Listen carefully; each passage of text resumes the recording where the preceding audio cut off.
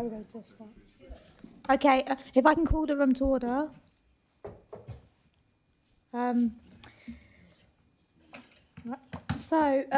now going to start the meeting.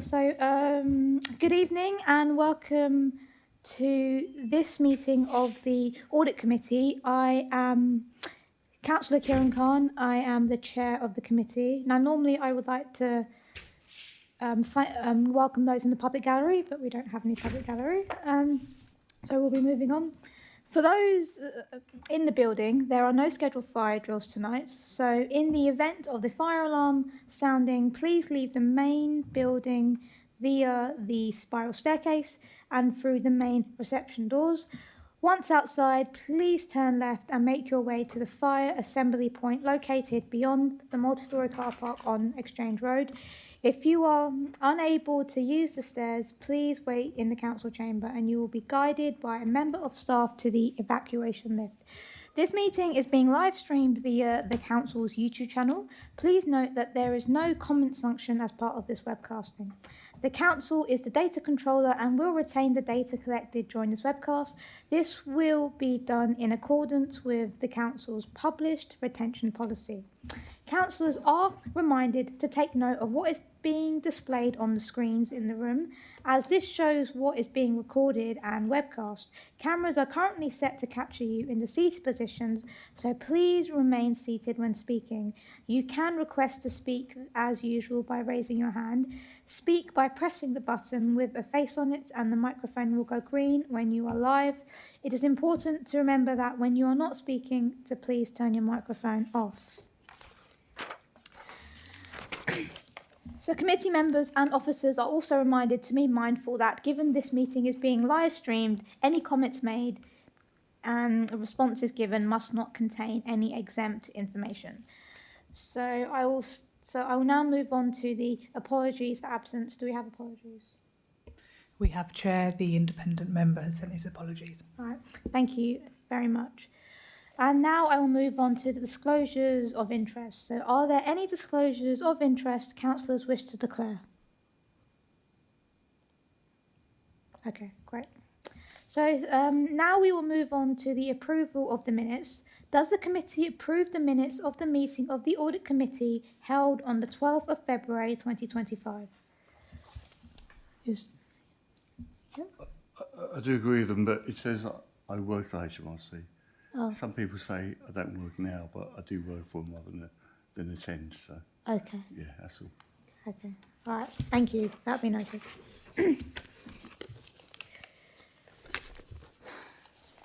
So we will be skipping past public question time, and then we'll be moving on to the internal audit progress report. So we will now be moving on to the internal audit progress report, which starts on page 9 of the agenda pack. The progress report at Appendix A starts on page 11. I will now ask Ilona Bond, Deputy Head for the Southern Internal Audit Partnership, to please present the report. Thank you. Thank you, Chair. And if I may, I'm going to pass this on to my colleague Vanessa Anthony, who's going to take you through the document. Thank you. So the report sets out the progress to the end of January 2025 against the 24-25 audit plan. There's two key sections really to flag up to you. So we've got the rolling work programme, which is section 7, and this shows the delivery against the plan is really good and is on track to be substantially completed by the end of March to feed into the annual opinion. The other area just to flag up to the committee is section 4 of our report, which is the summary of the live audit reviews, and it's just to flag that there remain a number of audit reports with outstanding actions, and we just want to flag to the committee that these have been outstanding for a number of the previous progress reports as listed in Annex 1 and 2 of our report. I think that's everything on the progress. Sorry, if I just may add to that, We have been in discussion with the corporate management team regarding those long-standing management actions, and work is ongoing by the corporate management team to just further understand why they are continuing to move on with a view to getting them cleared as soon as possible now.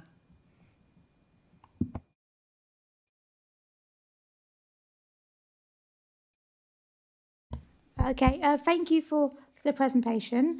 I will now open this item for debate. When referring to a page, please reference the page number of the agenda pack rather than the page number of the individual report. So if you would like to speak, please raise your hand. Councillor Belbin, thank you. Thank you, Chair. I'm just a little bit concerned about obviously the number of delays we've had on the corporate management team, but I'm more concerned actually about the fact that we got limited assurance on compliance with electrical safety with our housing stock. This is a public document. I know it's currently it's only 4%, but I'm just worried about our insurers looking at this and whether, you know, we would be properly covered if there was an awful accident. You know, it actually says here that after 3 attempts to gain entry, it's meant to be transferred to the legal team, and our internal auditors couldn't really find evidence of it being documented that it was being transferred. So I'm sure you've got the matter in hand, but I just want it, you know, documented for our insurance point of view, please.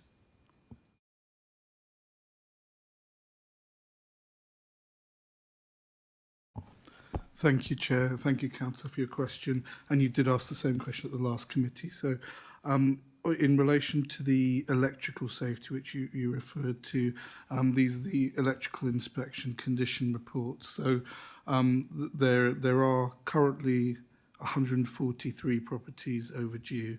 So compliance is currently at 98.26%. So it's improved in recent months, which is positive. In terms of the ones that remain, these are ones now that, and to give a bit of context, I know we've given the percentage, but it's out of 8,000 properties, we're down to 143, but they are still 143 nonetheless. And they are ones that have kind of been through the process. So there's, as you said, there's a 3-stage process. So they get a couple of letters, and then the final one's kind of warning them of consequences. So what we have had is we've been Crawley Homes have been working with the contractors to make sure that we have those letters in place and that they've been served. We've had a bit of an issue around evidencing that those letters have been sent. As you can imagine, if you're applying for an injunction in court, you need to have shown that you've sent those letters. You need to show the records. So we're working with the contractors to improve that, but we're now in a position where those kind of sets of 3 letters are coming together, and cases are now being passed to legal to kind of seek injunctions. Thank you. Actually, I think it was the briefing where I mentioned the fact that this is a public document, and I was just hinting at the fact I was concerned that insurance companies are some more diligent than courts even at looking at our procedures. And, you know, 143 properties, if we had a social housing company that had that on there, but we would be jumping up and down. So I hope it does continue to you know, get. I know 100% perhaps it's impossible, but it's so important, electrical safety. Back on that. Yeah, no, thank you. And electrical safety, when it's looked at, it does come back to this kind of condition report.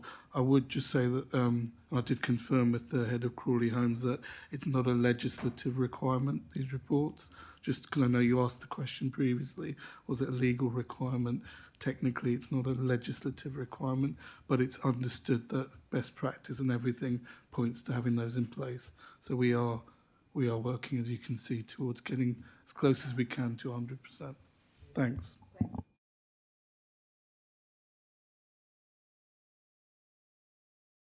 Thank you, Chair. It's on the same theme really, because I'd written exactly the same down as Councillor Belbum, but also I wrote down that is there any way that we can actually get residents to sign a waiver in relation to fire safety, because I believe it could be an issue. Some of this is just so overdue, and it's also for fire and gas safety that's overdue. I think we are really putting ourselves at risk, and I do agree with Councillor Belbum on the insurance side. I would have thought that if anything happened, that the council would be extremely liable, and I don't think the publicity would be too good for us. Thank you for your question, Councillor. In relation to the fire safety, I think you mentioned a possible waiver. I assume you mean kind of something in the tenancy saying they have to let us in. Is that right?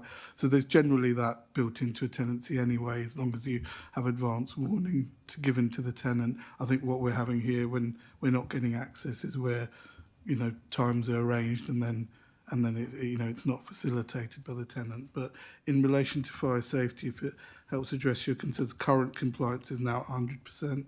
So we have made some progress with the fire risk assessments that were overdue. So that's as of kind of mid-February, we're at 100% compliance with fire safety. Thanks.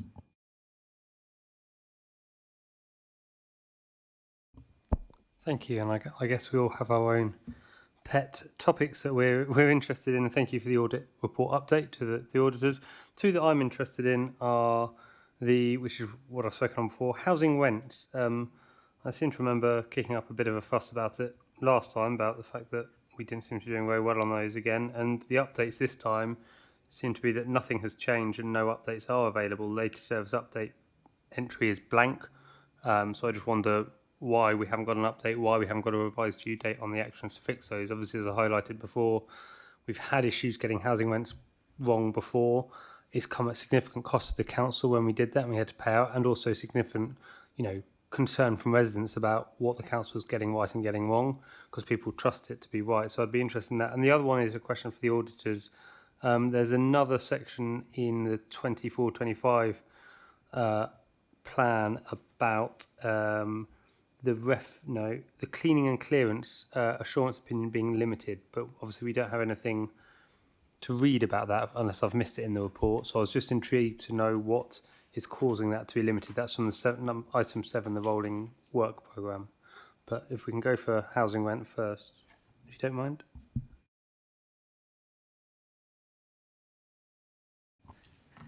Thank you, Chair. I'm having trouble finding my spreadsheet. I was all prepared before this meeting. But just to reassure the members, the reason that report didn't have much information on it is because it was omitted because, as you're aware, we're sort of preparing for the housing inspection. But when I actually looked at the spreadsheet with the detail on, a lot of this work has been done, and it's going to the corporate project assurance group in the next couple of weeks. And I think the best thing is we just give you another update, because if I went through the spreadsheet, we'd be here all night. But it's a new system. It is taking some time to be embedded. These are complicated systems. I mean, we're not in the sort of nightmare position like some councils where it takes years to embed them. There's been significant progress made, and we'll send something out to the members of the committee to give you more reassurance. If I might, thank you for that. I mean, it would have been, I think, sensible to at least provide that update to the auditors. The auditors have put nothing in because there wasn't anything for them to put in. And then on the second point, I've now found that item in the report. So sorry, I was going backwards to forwards. So thank you for that. No further questions.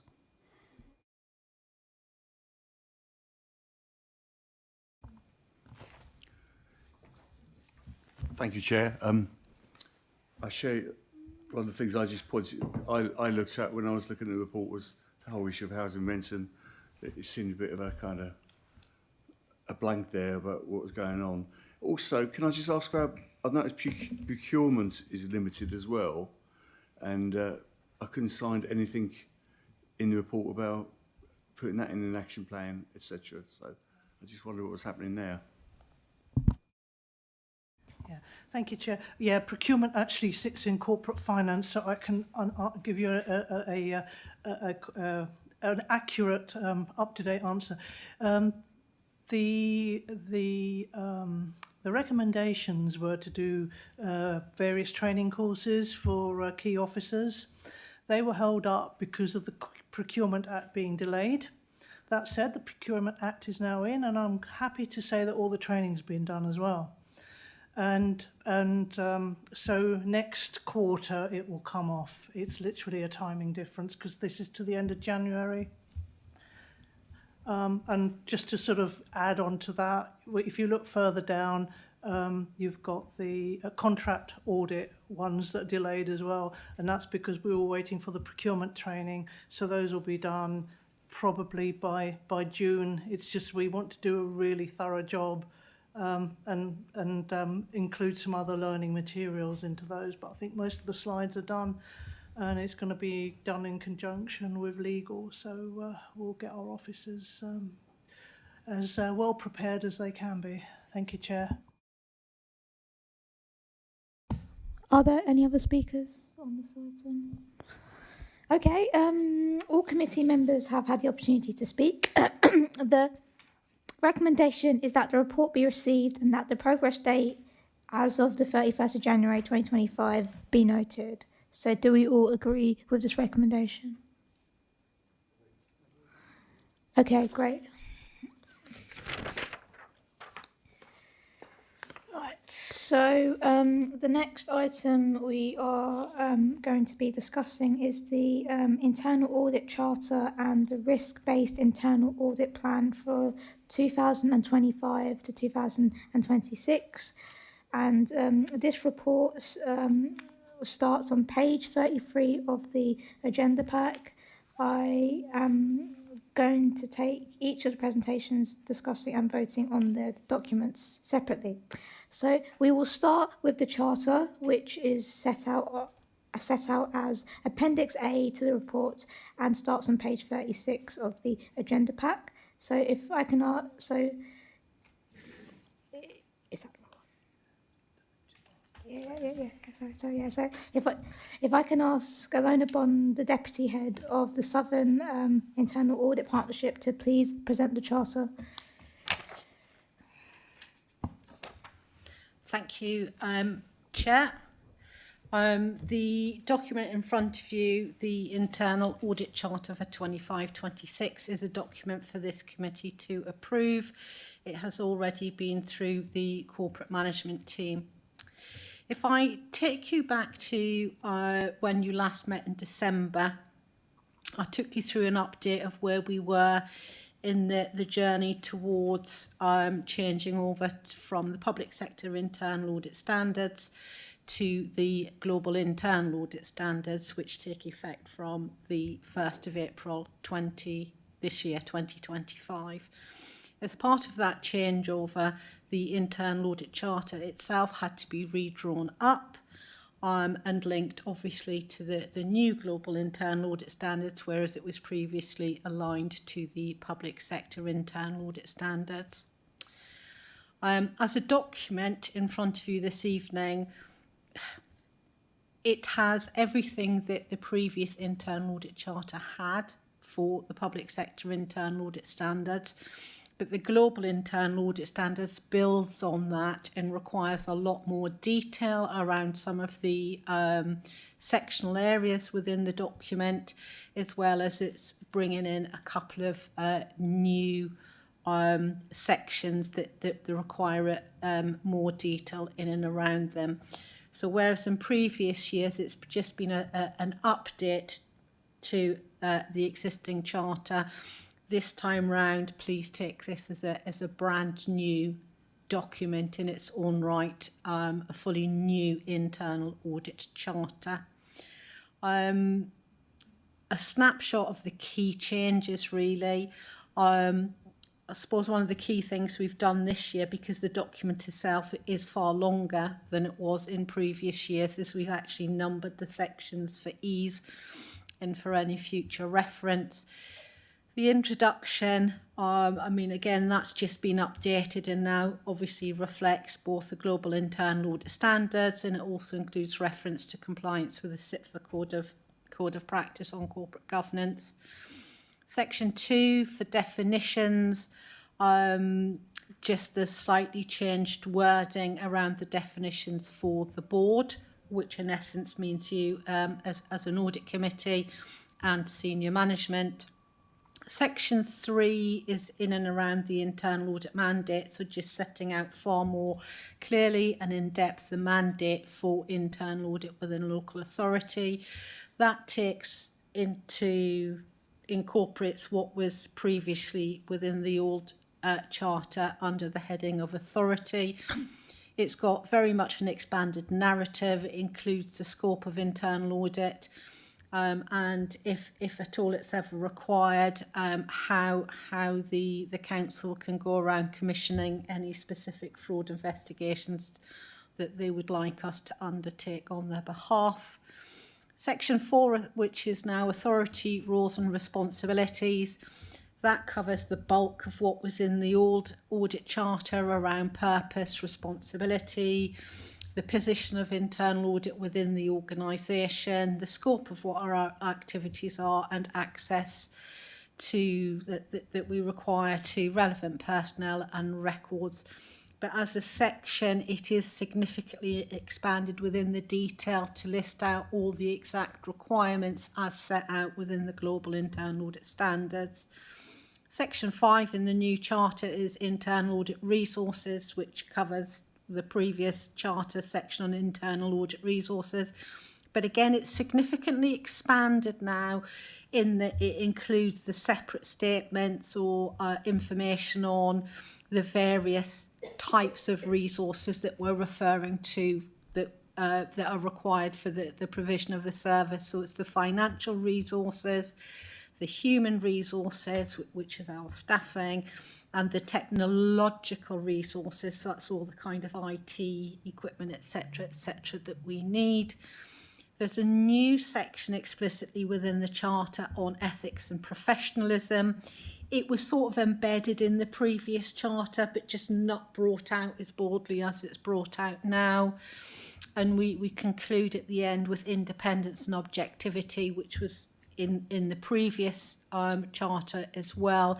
But again, it's just significantly expanded on to bring in the level of detail that's now required to be input into that document as per the Global Internal Audit Standards. And if I may, if I just take you back to December, one of the other documents that we alluded to there on the journey of the transformation on that roadmap document that we had was within the new standards, there is now the requirement to have an internal audit strategy. That strategy will come to you hopefully for the July audit committee. It's not ready at the moment because we've had to consult with all of you as members across our sort of range of clients, seeking your views on what you believe from a list of potential key objectives, what you think are the priorities that you'd like from internal audit. We're busy assessing that to incorporate the top 3 or 4 of those into the audit strategy. And I do need to apologise in advance because I know you've also all got our annual client satisfaction survey. So you've had 2 surveys recently, and I apologise in advance because you will be getting a 3rd one.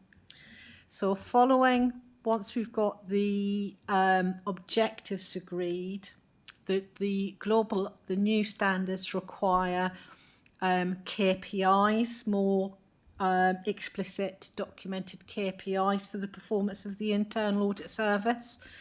And what is key amongst those is how you're going to measure your achievement against your objectives. So of course we can't put those ideas and those thoughts around KPIs to you all until we know what the agreed set of objectives are.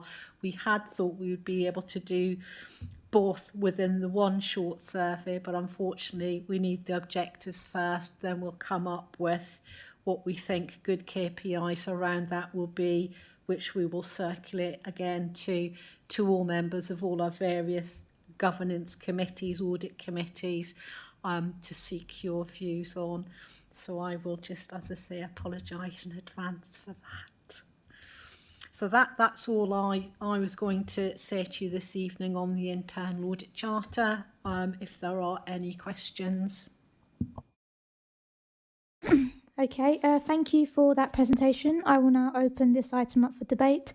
Again, when referring to a page, please reference the page number of the agenda pack rather than the page number of the individual report. So do we have any speakers on this item?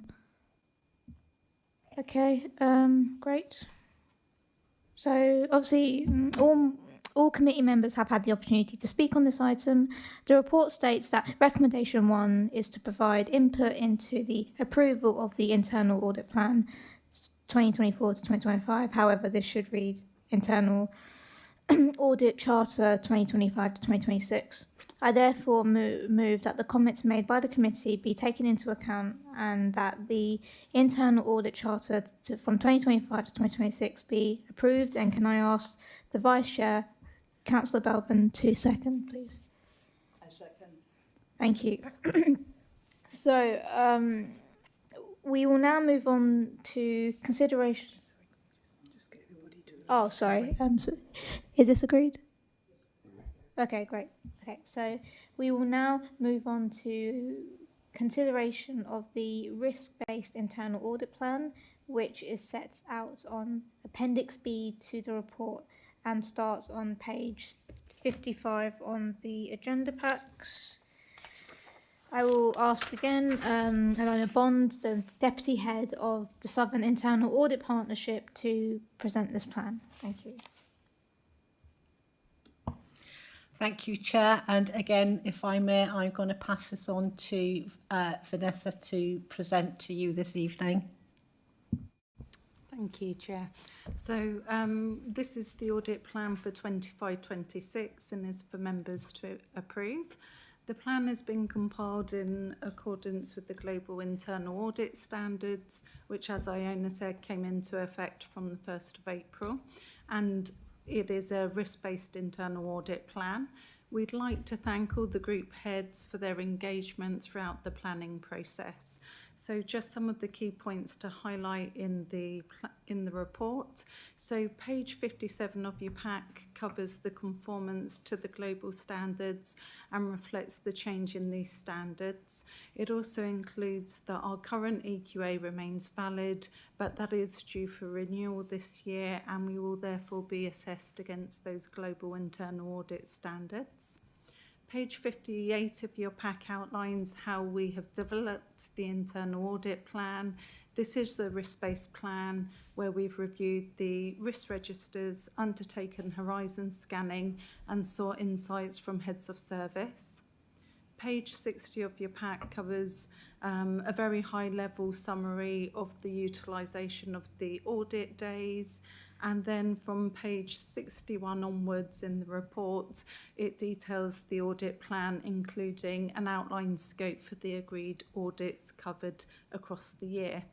The plan is a dynamic document and is subject to change as the year and priorities change. We will continue to have quarterly check-ins with the corporate leadership team to ensure the upcoming audits remain the most relevant and of value. We would envisage that as the position regarding devolution and local government reorganisation becomes clearer, any implications on the audit plan will be reflected during the course of the year, and any changes to the plan will be brought to the committee via the progress reports. Any questions? Thank you for the presentation. I will now open this item up for debate. So please indicate your hand if you wish to speak. Councillor Lunnan was first, so thank you very much. Thank you. I've got two sort of different questions around things I think maybe should be in the plan, and you've kind of answered one of them already. Obviously, I think a very significant risk to this council is local government reorganisation. That's not necessarily be a bad thing, but obviously the council as it currently stands and how it has to deal with that concept and moving forward is going to have an impact on the council no matter what the outcome. And I really think it is already clear to us that that's going to be happening. You know, we've already had one seminar on it. We're going to be having another one. It's clear to us as a council at the moment, from my understanding, that we will cease to exist as a council within a few years in its current format. So, you know, making sure that at the same time there's some auditing of that process to make sure there is some good decision making going on, some framework around that decision, I think is quite important. And so I would want to see local government reorganisation sort of already on here. I understand your answer that it can be dynamically put on here, and obviously I will be raising it further down in the discussion again, and I haven't got to that bit of the report yet, as when we discuss our internal risks. But you know, I fully endorse. I think it's going to be quite a significant thing, and I'd want to see some quite good auditing of that, or internal auditing of that. The second topic I want to highlight that isn't on here is licensing, and specifically taxi licensing. It has caused over the last year probably a significant amount of disruption to us from a public-facing councillor element because of people challenging the council's decisions on it. Now, I've got no issue with the decisions the council has come to. I'm not saying that any of those are the wrong decisions. From what I've seen, they are the right decisions. But nevertheless, considering the amount of public concern over the decisions that are being made, knowing that that department that's making those decisions is fully following its own procedures and has suitable procedures in place, I think would give reassurance to me. And I would also note, in the past, this council has featured in the local government sort of page of shame in Private Eye for the licensing officers, or certain licensing officers. Whether those allegations are true, I don't know. I never saw any outcome from it. But to me, that certainly highlights that the licensing department, you know, I'm certain they are following their own processes and those processes are correct, but an audit of that department, to my mind, would be a sensible and good thing to do. And I'm just intrigued to hear what other officers feel on that. I'm not insisting on it, but I would just like to know, you know, to my mind as a councillor, that's an area that I think a bit of audit and just making sure they're following their own processes would be useful. Thank you.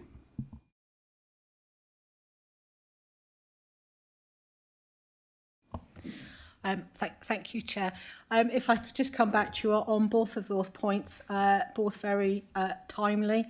Local government reorganisation, very much as the journey, we get further into the journey of local government reorganisation, very much the audit plan will flex and evolve around that. As you alluded to, any changes will be down the line, so we're talking 2028 for the new authorities. In the meantime, albeit we know that the plan will very much evolve around the movement towards reorganisation, Crawley is still in existence in its current format. The audit requirements haven't changed. It doesn't look like through the process they're going to change, so there is still the need for an annual conclusion, etc., etc. So we've got to balance the two, but it's very much it's on our agenda, it's on senior management's agenda, and although we have the formal quarterly check-ins, you know, we'll check in at any stage that, you know, either a development's come out that we think we need to take account of. And I think once the position is clearer, September time, on what the new face of which county are we in? Sussex is going to look like. Again, that'll have a bearing on where we can see we can change the audit plan or where it needs to change rather. In relation to your question on licensing, and particularly taxi licensing, we did do quite a substantial review of taxi licenses in 2023-24, I do believe, so the year before last. But that's not to say that we don't do it again. So what I'll do, I'll make a note, and when I think my next liaison with Carolyn's in a couple of weeks' time, so we can have a look to take on board your comments and see whether to make some adjustments in the plan to redo taxi licensing this year. Yeah, I mean, just to come back on that, I only joined this committee this year. I've been in previous years, but not last year when those reports would have come through. So I might first of all have a look through and just see if I can see what they were. Obviously, there were no overdue actions on them, so that must presumably meant they've come through with a reasonable sort of set of outcomes. But I'll go through that point first before I say anything more.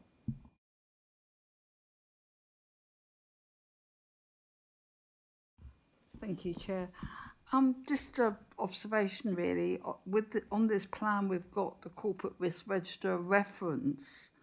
It might be useful, do you think, perhaps to have the current risk rating on the particular area that you're putting into the plan?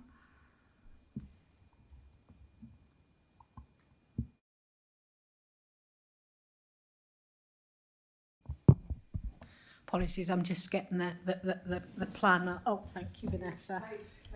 Page 61. 61 of our pack. Right, I'm with you now. So as well as the score, just actually what that means in terms of high, medium, low, or what the council's grading is against that. Yeah. Yeah, you got the reference there, but Yeah. it would be quite nice if you're reviewing this to actually know what the risk rating was.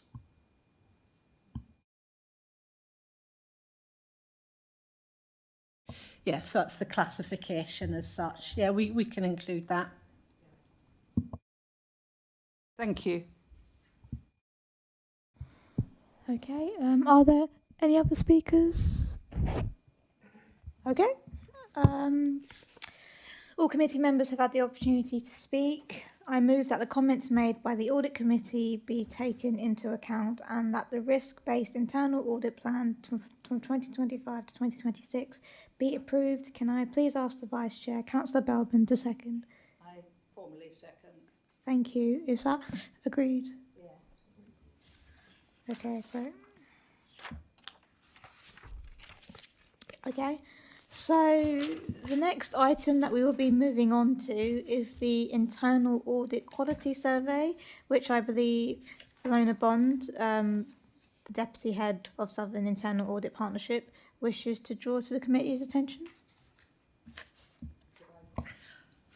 Thank you, Chair. I think I might have just made a slight reference to that a few minutes ago, but it's just a plea to you all. I know how incredibly busy everybody is, but we have just, I think, last week, might be the week before now, sent out our annual client surveys. So it should have hit your individual email inboxes last week. As Vanessa alluded to, our external quality assessment is due sometime during 2025-26. And one of our key KPIs at the moment is the demonstration of customer satisfaction, which is where we glean all that information from our annual surveys that we send out.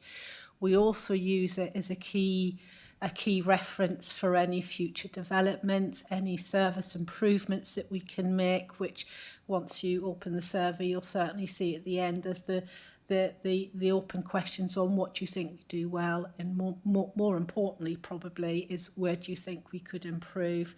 So we do very, very much value everybody's feedback and insights into that. So just to plea that if you can, please take 10 minutes out of your incredibly busy day to complete that survey would be very much appreciated. Thank you.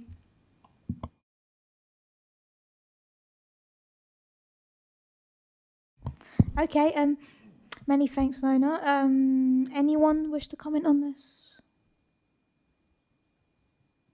Okay, cool. The recommendation is that the committee note the request to complete the survey. Do we all agree with the recommendation?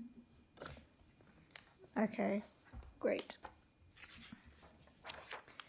Thank you, Chair. And if we may, could we make our excuses and leave for the evening? Yeah, sure. That'd be lovely. Yeah. Thank you all, and we'll see you July, I think. Thank you very much. Okay, so we will now move on to the update on the counter fraud, which starts on page 67 of the agenda pack. I will ask Stuart Small, the Deputy Fraud Manager, to present the report. Thank you. Thank you. Thank you, Chair. This report describes the activity of the corporate fraud team for the period 15th of November 2024 to the 28th of February 2025. All outcome figures are taken from closed cases. The reason for the recommendation is the committee has a responsibility to oversee the council's anti-fraud and corruption arrangements. So it's to identify the investigations that the council take on. If I take you to 4.1, these are the current investigations as that date. So they've changed slightly from the previous period. I'm sure you can see that the right to buys are very high on that one. There are 102 on that point. 102 cases that were open at that time, sorry. If I take it down to 4.2, these are the figures that we have recovered on this period. So in the middle column, 5 properties have been recovered during that period. Right to buys that have been prevented as 12 and allocations prevented as 4. And for the year-to-date figure, as you can see, there's 13 properties recovered, 16 right to buys prevented, and 10 allocations prevented. There is a paragraph there in regards to the right to buy, why they've gone up so high. That's to do with the government change in the discount. And when the deadline of 21st November, we had 260 applications come in at that point. On the right to buys, we visited every single application that came in. We made sure that the people were living there, that they actually had the right to buy. The 12 that we're saying we have prevented, we're not saying that these are fraudulent, we're not saying they're false. These might be the ones that people have withdrawn within a certain timeline. We keep our cases open for about 4 to 5 weeks just to make sure that nothing changes. 4.3 is the council tax figures and the non-domestic rates that we've recovered in this period. As we said before, the council tax inspectors, there's 2 of them in the council, they sit under our team. So they've recovered or located £31,777.62 of new council tax properties, and that's a total of 220,000 just over for the year. Non-domestic rates for this period was £113,385 and just over 5.8 million for the year. As always, if I take it down to point 5, we always put a significant case that we've had closed during that period. This one was a referral from a housing officer who had concerns that a CBC tenant was not resident in their council property and that they were overseas. We actually did a joint working case. We're trying to work more with teams, so we had the housing officer working with us. They made a joint visit to the property, spoke to a gentleman who was not our tenant, who confirmed that they lived at the property, alongside another gentleman who again wasn't our tenant. It turns out that our council tenant was out of the country, had been for quite a period of time. The gentleman they spoke to first wouldn't assist, but finally made a witness statement to help. And the property came back voluntarily from the person. There's going to be no further action on this one because the gentleman is abroad and we do not believe he's returning to the UK. So as a success, we're taking the property coming back and being able to place a Crawley family in there as success on that particular one. That is the report, and if anyone has any questions, I'll try and help. Okay, thank you for the presentation. I will now open the item for debate, and please indicate your hand. I saw that Councillor Russell was first. So. Thank you. It's not really a question, it's just an observation. I did read that last case that you mentioned, and I just thought it was absolutely fantastic. Top job. I mean, you've got, as you say, the property back, and it's available for a Crawley family rather than somebody skimming off a rent that they're probably using to live abroad. So, absolutely fantastic. Thank you. Okay. Councillor Lunn, please. Thank you. I agree completely with Councillor Vossel. I guess my thoughts are with who were effectively subtenants. Was there anything they could have done differently ahead of that? I mean, you know, is there anything a potential resident of Crawley can do to see whether the house they're moving into is actually being illegally sublet? I'm not aware of anything they could have done. So unfortunately for these subtenants, although maybe they didn't comply with our request straight away, they did ultimately do it. They've become homeless through no fault of their own, really, which is obviously unfortunate. I'm not saying we should have done anything differently. I'm just trying to think what that subtenant could have done to avoid that situation, if you're aware of anything. From my understanding, they've both been housed privately, but they were aware it was a council property when they were in there. My understanding is they were instructed not to answer the door at any point in case it was somebody from the council. Okay, so in that case, it's that might be clear. But generally, like for a new person moving into Crawley, they wouldn't necessarily have a way of checking to see whether the property they're moving into was actually an official council property rather than a legitimate private dwelling. I don't believe there is. I mean, the only thing I believe they possibly could do is to contact the council and ask whether it was a council property, but yeah. Yeah, I mean, also, if you were a prospective tenant, you would be looking for a valid tenancy agreement. I don't know what the situation was in these cases, but if you were a tenant, you'd be wanting a proper tenancy agreement. You'd be wanting your deposit protected. So there's quite a few things. And I mean, if you really wanted to, you could do a land registry search and try and check that they're the owner. So, you know, if you check that everything was robustly done, then you probably get to the point where the person posing as the landlord would kind of have to concede that probably the council is the landlord.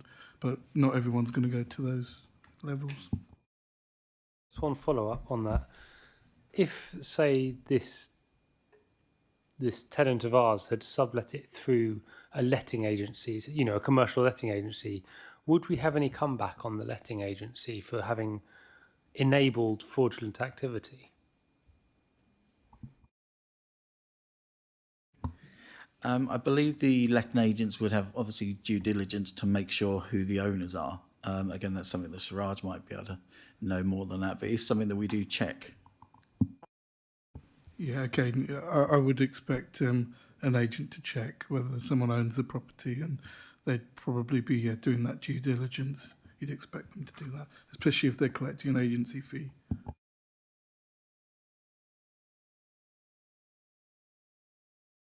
Thank you, Chair. Yes, just to echo in the first instance, my two colleagues' comments. Good, significant case, and you know they're not easy, are they? These cases, and they take a long time to come home. I work in a similar area, so I could see that a lot of work have gone into it. Particularly when I look at both this report and the last report to see how exponentially your cases have increased since the August report, where it was 57, then it's gone up to 110 and 132. And I'm just wondering, I've looked at, you've got quite a small team as well. I just wonder how you're coping. Are you doing rack statuses or triaging? How do you prioritise, particularly on the right to buy cases? And how do you keep within, you know, keep head above water, as it were, making sure you're doing everything and making sure we prioritise the right cases? These are very high, these two reports, this one and the last one, due to the right to buys. The next report, I imagine, will be around the 80 to 90 cases. We have two investigators and myself. They normally have a working caseload of about 30 to 35 each. And I normally have one of about 20. So that's how we go. We get every referral that comes into the council will be looked at on its own merits. Background checks are normally made on those on open sources. Again, we may get referrals come in for, I had one today from a member of the public on a benefit case saying a certain person at a certain address is claiming benefits. So we do our background checks on that one, and it turns out that the person who they're talking about isn't on any benefits, pays all their council tax, so these ones will obviously be filed. The cases that we do, it is a form of triage. We do go through all our cases. We're finding with the value of housing cases, they're the ones that we tend to take more. They're the ones that save Crawley Borough Council the most money. So that is how we tend to work on at the moment.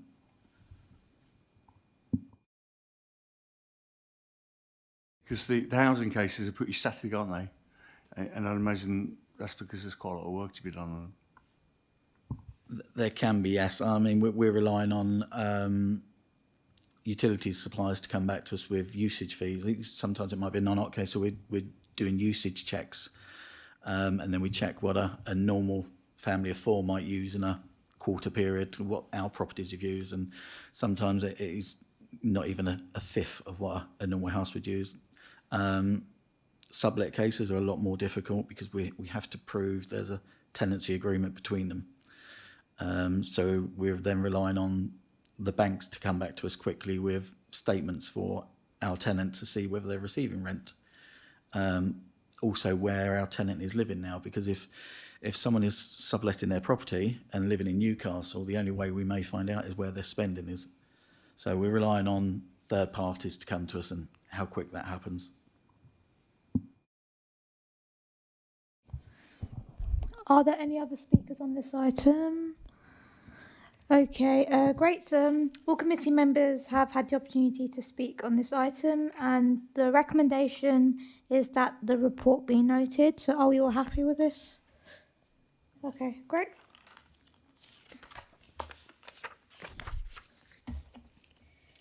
So moving on,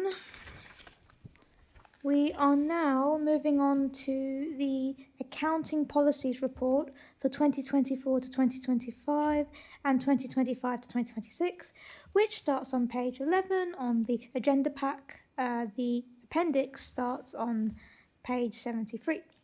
I will ask Carolyn Martlew, the Head of Corporate Finance, to present her report. Thank you. Thank you, Chair.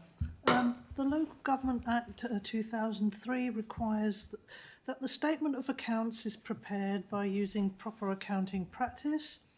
The first step and good practice is to ensure that up-to-date accounting policies are prepared and that these are approved prior to the end of the financial year by the Audit Committee. The key That said, they're largely unchanged, and the key change is the mandatory adoption of IFRS 16 related to leases. The Council was an early adopter in 2022-23, so that doesn't affect us. I mean, in practice, we don't really have much choice on the subject. This is just to ensure that they are robust and they're subject to scrutiny by Ernst & Young, our external auditors. The detail will be picked up in the sort of next training event, which will be scheduled once we get the auditor's timetable. So we can go through these again when we actually go through the accounts. Thank you, Chair.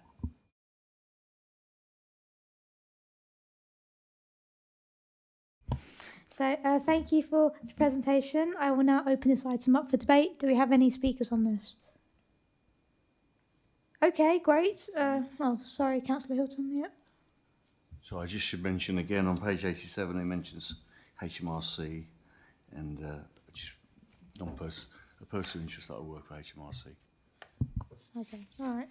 Thank you very much. So all committee members have had the opportunity to speak. There are two recommendations set out in the report, and I will deal with them separately. Recommendation 1 requests that the committee reviews and considers the accuracy of the accounting policies which underpin the presentation of the financial statements. I move that the committee confirm its satisfaction with the adequacy of the policies. May I ask the Vice Chair to second?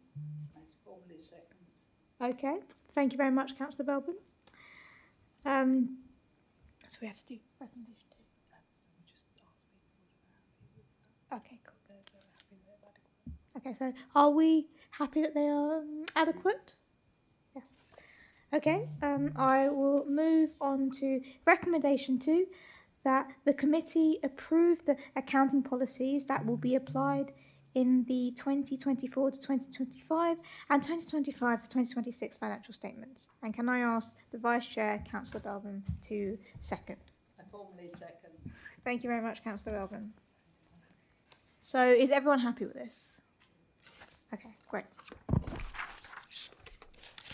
We will now move on to the risk management update, which starts on page 91 of the agenda pack. The risk agenda is set out on the appendix, which starts on page 95. I will ask Anna Pedlow, the Corporate Performance Manager, to please present the report. Thank you. Thank you, Chair. So the purpose of this report is to provide the committee with an update against our strategic risk register. So in particular, I'll draw your attention to section 7 of this report, which focuses on updates since you last reviewed the risks on the 3rd of December 2024. So just drawing your attention to a few risks that have been updated. So risk 1, maintaining a balanced budget. Just to let you know that the risk description has been updated to reflect the council has not received grant funding from the Home Office, which is estimated to be 2 million for 24-25 to help with the cost of temporary accommodation. There's also uncertainty over the government funding from 26-27. The mitigations have been updated. However, it should be noted the report referred to the draft budget position when it should have been the final position, which is that the 25-26 budget is balanced with an 88,000 contribution to the general fund. So the risk register has been subsequently updated since this was published. However, the residual score remains at 20, so there's no other changes to the scores under the balanced budget.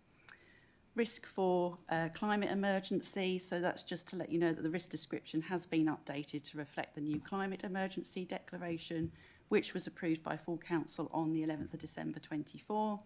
So work is now underway in terms of updating the climate change action plan to take account of the newly adopted updated climate emergency declaration.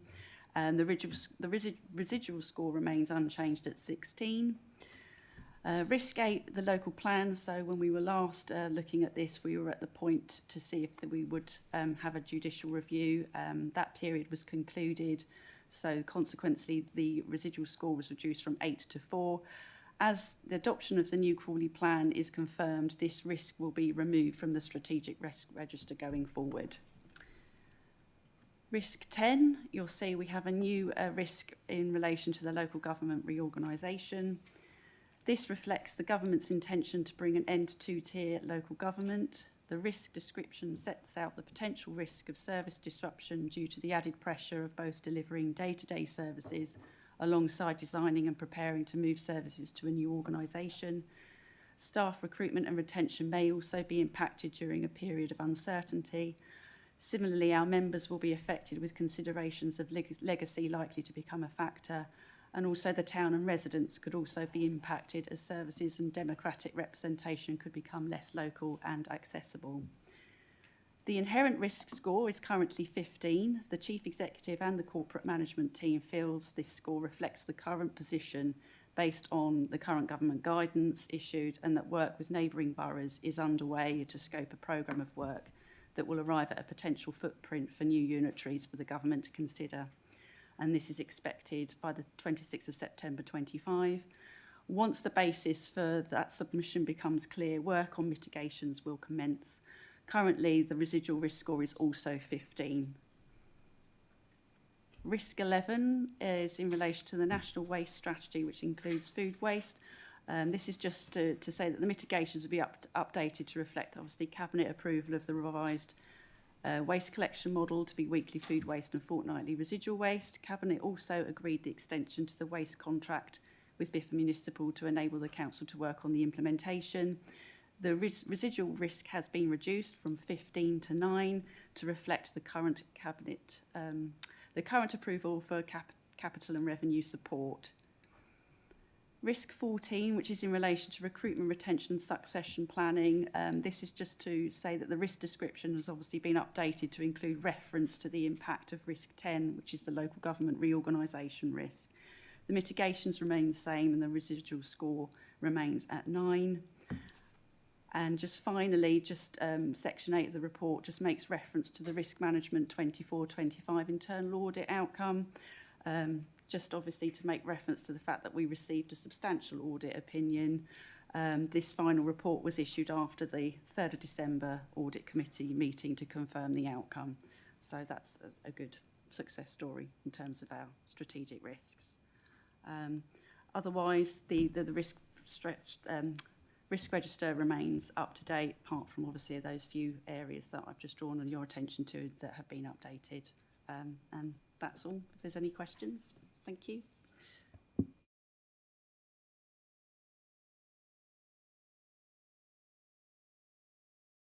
Yeah, so thank you very much.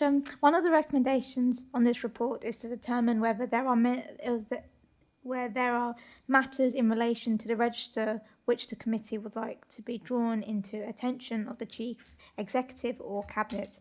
With this in mind, if you'd like a specific comment to be brought to their attention, please make this clear during the debate, and Mez will make a note for this when we come to a vote.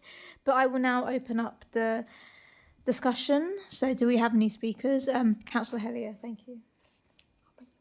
Thank you, Chair. Yes, it's just really in relation to risk 14 with the recruitment, retention and succession planning that you were just sort of alluding to.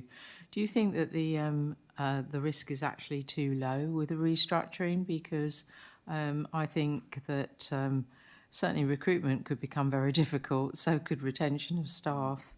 And definitely for succession planning as well. So I'm just wondering whether we're actually, even now, just looking at it at the risk being too low, and my question is, even with mitigation, should it not be a higher risk?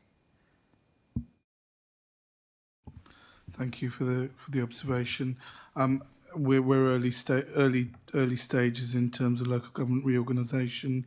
Obviously, there's the initial uncertainty, but what we're doing, I think, is waiting to see how people react as more information comes out in relation to what local government reorganisation is going to look like. This is kind of a unique risk, I suppose, in the sense that our neighbouring districts and boroughs and the county are involved. So if you're a member of staff at this organisation and you're thinking, well, what's going to happen in 3 years? Where can I go? If you look left and right, certainly within local government and this sector, there isn't an obvious kind of destination where that destination won't be affected by local government reorganisation as well. So we don't want our staff complement to panic either, and to think, gosh, this is a risk and I need to leave right now. I think we're very early on in the journey, so that's why the score is where it's at. We're acknowledging that there is uncertainty at the moment, but I think, as we always say, corporate management team keep this under review, and we'll kind of review it on a kind of regular basis. So if we see members of staff starting to leave in droves or even in small numbers, we'll kind of speak as a management group and we may change that up or down. Thanks.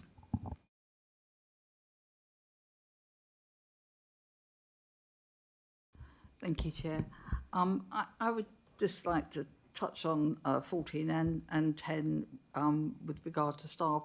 There is, of course, the annual OSC staff report, and I think that could be used if we build something in with that, with a survey or something to review how the staff, and that could be a mitigating report that helps so that we know how the staff are feeling.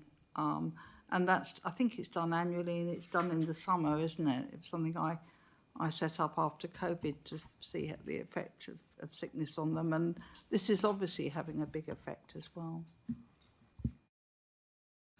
Yes, annually the HR manager comes to OSC to give an update on how staff are doing and the kind of measures we're doing to look after their welfare and the kind of facilities we have to assist them. Certainly we'll try and build an update into that. In terms of the staff survey, it's not annual, although we're probably due on this later this year. So we'll probably factor in some questions around local government reorganisation. They tend to be a standard set so that they can be compared year by year, but this is quite a unique thing that's come along. So we will try to get a measure for where staff are at. And we'll bring it there if we can. Yeah. Thank you. Can I bring in Councillor Harlan? Yeah. Again, mine's going to be on point 10, which I think which is local government reorganisation, which I think you've covered off pretty well. My only additional comment on it would be from additional risk that you don't talk about. I don't think it changes the score, but additional risk that you don't talk about is as we move forward, and it's more of an issue for the county council initially, there's an element of democratic mandate in our existing democratic mandate as councillors. As we move further away from when we've been elected, there is a question around that from the public, and we don't capture that in this current thing. It's more an issue for the county council as they move forward because they're further away from electoral cycles that they've had. We're still within our perfectly normal electoral cycle at the moment, but as we move further away from that electoral cycle, then residents might reasonably ask, well, why are you still making decisions on our behalf when you haven't been elected for 6 years in some cases or 7 years? So I think it just needs to be caught within the risk as what the public perceive as our electoral mandate as we move forward through the process. I don't think it needs to change the score at all, especially not at the moment because we're nowhere near it, but just another element to what the risks of it are. We'll take that into account. Thank you. Are there any other speakers? Councillor Hilton?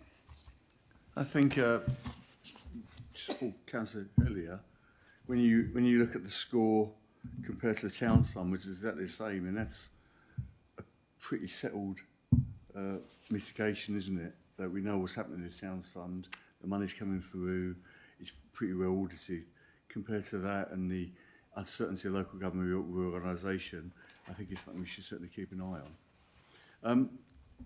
And just the other thing I just wanted to mention is hopefully the mitigation for number 6, water neutrality, will come down even further because obviously I think a couple of things happen at the moment. Rachel Reeves was meeting Natural England today, and I think there's a planning bill coming through. So hopefully, based on the SNOWS offset, there'll be a similar kind of national offset at some point where people can have more without going against the principle water neutrality, have better and more convenient ways of having credits to reduce that risk. So hopefully that will be coming down as well at some point.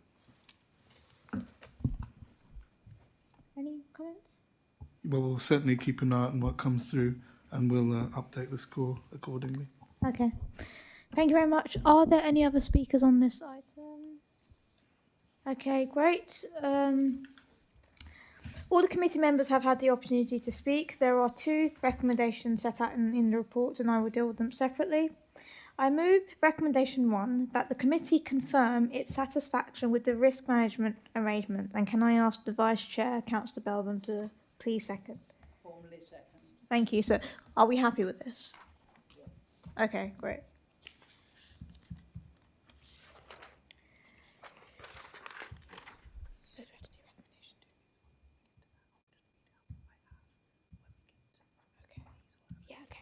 Right, so with regards to recommendation 2, comments were made during the debate, and these were, if I call them those. Thank you, Chair.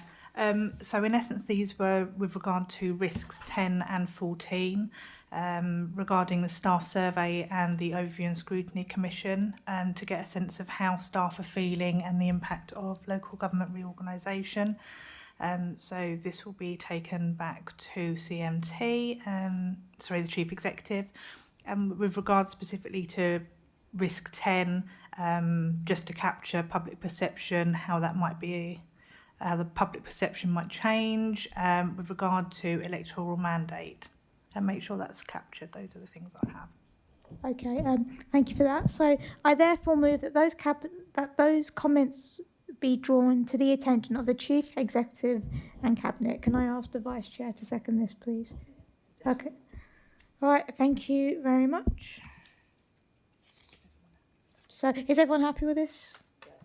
Okay, great. So we now move on to item 11. So the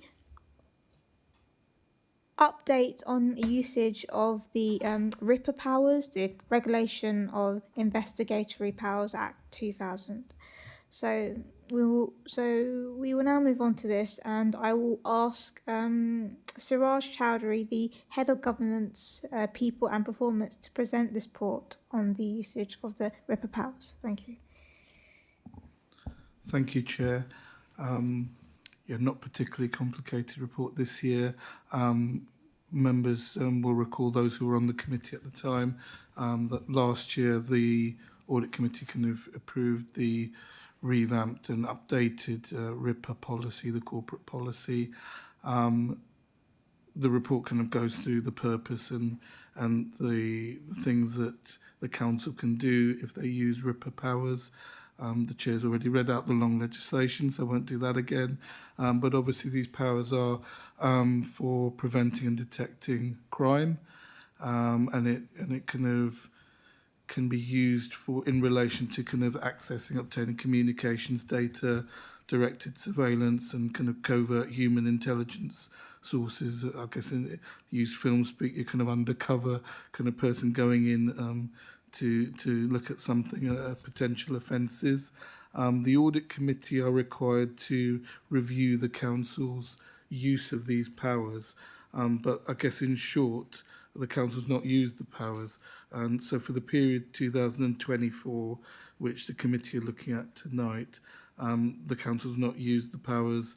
There have been no requests to use the powers, so there haven't been any authorisations or refusals.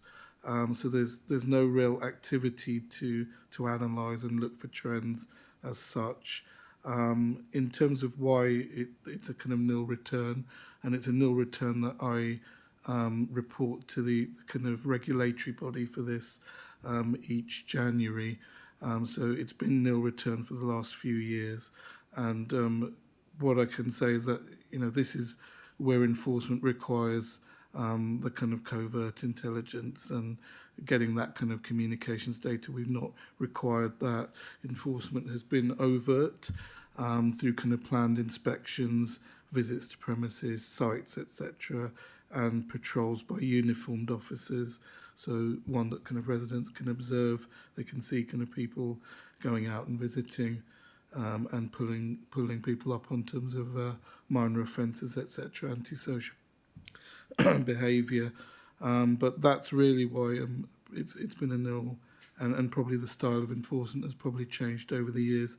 This Act was kind of in the year 2000, where there were enforcement was quite different in terms of particularly some of the bigger councils and kind of the London boroughs. There was a lot of kind of activity where you'd have covert cameras, etc., trying to build evidence for prosecution cases, etc. So that's kind of where we're at. There hasn't been any use, so unless there are any questions. Thank you. So thank you for your presentation. I will now open up this item for debate. So do we have any speakers? Councillor Hilton, thank you. It's actually something I can actually talk about because I've done RIPA within my own job over the years. Couple of things. I know it says RIPA 2000, but there was RIPA 2016, which I've just been referred to today, and I just wondered how that's changed. And I know it's different for local authorities because there's certain things they can and can't do. But I'm a little surprised that hasn't been used at all. And I appreciate why to a degree because of resources and stuff, and you have to go to a magistrate as well when you're a local council. But at the same time, things like right to buy and stuff like that, it could be quite helpful, because I noticed it says the law you need to be a criminal offence of more than 6 months, and obviously anything related to fraud would cover that. So I just wondered if it's actually considered as a power, because when you look at counter fraud, I think it's quite good to have quite a lot of different measures in place and different tools in the toolbox you can look at. So I wonder if it hasn't been done because it hasn't really considered, and I just wonder if it's something we should look at. And the other question is there is quite a low bar for what's covert and what's overt. I mean, sometimes you could say a walk by, for instance. If you go past a walk by once, that's okay, but then if you go past twice, that could be seen as something you need RIPA authorisation on. So I know there's quite a lot. It's quite a low bar and stuff. And the only other question is obviously we are a tax collection authority. Could we not consider, in terms of one of the main things for RIPA is through collecting tax and stuff as well? So I just wondered from that, us as a council tax collecting authority and other taxes, wonder if we could consider using there. So I'm just, sometimes the fact you haven't used it at all doesn't mean it shouldn't be considered, and I wondered whether it's a culture of not being able to use it or not wanting to use it or not even considering it. Thank you. A few points there. I think in terms of the 2016 Act, the powers for local authorities didn't change massively. There was a bit of change in terms of the authorisation. I think you mentioned the magistrates' authorisation there, but that's been built into our policy. In terms of why the powers have not been used, I mean, and you mentioned a few examples there. I think probably budgets is probably something to do with it, in terms of the enforcement is probably more reactive. I mentioned kind of the era of around 2000 where there was probably a lot more proactive enforcement going on. I think you used the example of kind of detecting fraud and kind of subletting, and actually it would have been useful to ask our colleague who was with us earlier, but he would probably be able to tell you why they don't ask. As I said, there haven't been any requests to even use the powers, so probably the enforcement methods that are being used, probably working, they're able to get the outcomes that they're seeking, and probably setting the right deterrents for those who might seek to do the same. But yeah, I don't doubt there's probably a lot of proactive enforcement that could be done using these powers, but I would say resource is probably an issue. What I will do, I will take it back to the heads of service that directly can coordinate the enforcement activity, and I will mention it. But I suspect that if these powers, if they wanted to use the powers and they had kind of the capacity to run operations, etc., to do kind of observations, etc., and put officers kind of undercover, so to speak, then they would ask to use the powers, because it doesn't cost anything to. There's a process, as you said, but if we wanted to run an investigation to get an outcome, we would do it. And in terms of current enforcement, I think you mentioned that some might fall into the scope of RIPA potentially. I mean, as far as I'm aware, the current enforcement activities, patrols and things like that, they're all not within that scope. And I think I'd like to think that at least the senior officers have the training in terms of RIPA and know when they might stray into that territory. But we can always have better awareness around RIPA, so we'll look at that. And I think you referred to, was it collecting business rates? Is that what you referred to? Tax.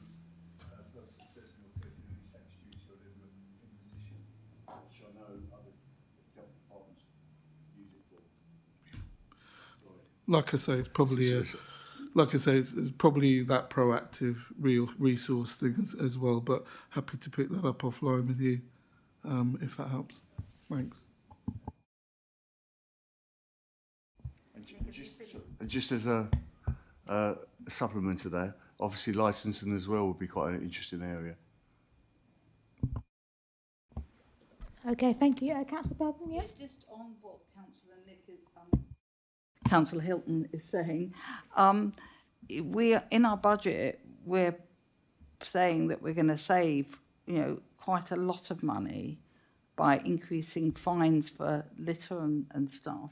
And I'm just wondering whether there's any plans of using, I don't know, body cams or something to, because the figures are quite, I think it's like 300,000 extra that we've got coming in. There were quite a large number. I can't remember whether I multiplied it up to get the number of fines that you'd have to issue. I'm just wondering how we're planning to do that, to get more income coming in that way. And certainly using technology would be one way perhaps of helping. I mean, I haven't been asked specifically about using covert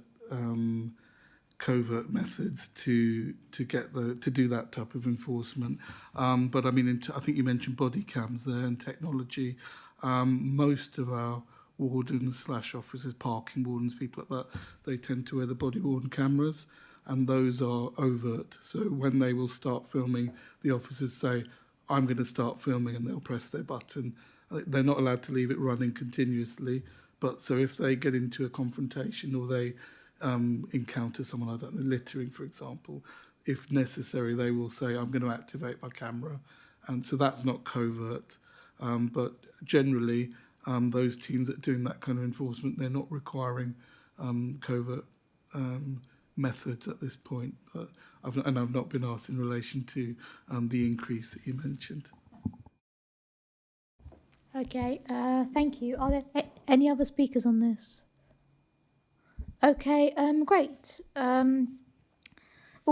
All committee members have had the opportunity to speak. The recommendation is that the update on the usage of the RIPA during 2024 be noted.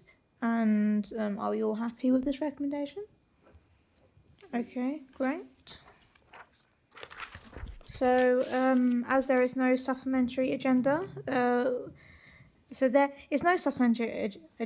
therefore, with the business of the committee concluded, the meeting is now closed at 8:22 p.m. and the next meeting is scheduled for the 8th of July 2025. So thank you very much. Thank you.